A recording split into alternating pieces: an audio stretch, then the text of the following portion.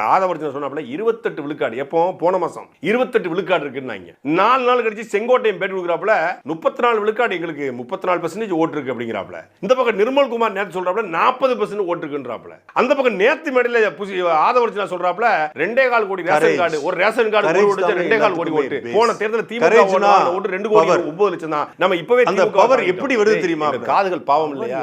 ஏடா தோள்பட்ட அழகா இருக்கு உட்கார வச்சா காதுகளேடா விடுங்க. இல்ல சூரிய மனசாட்சி இல்லையாடா? இல்லனா தண்ணி வந்து ஆட்சிக்கு வந்து அப்படி தேர்தல் அறிக்கையில பவர்னா இவர் அதிகாரம் 80 அப்புறம் 90 ஒரு பேச்சை எழுதும்போது எப்படி திமுக தேர்தல் அறிக்கையில மாறி மாறி காவல்துறை வணக்கம், அதே நண்பா நண்பி தோளா தோழி எல்லாம் வணக்கம்னு சொல்லுவாரு. நெஞ்சில் குடியிருக்கும் அப்படிம்பாரு. இப்ப அதெல்லாம் விட்டாப்ல. நெஞ்சில் குடியிருக்கும் கடைசில அது மாதிரி ஏழல வேற எங்க குடியிருக்காங்க? எப்படி குறைச்சு மதிப்பிடுறீங்க?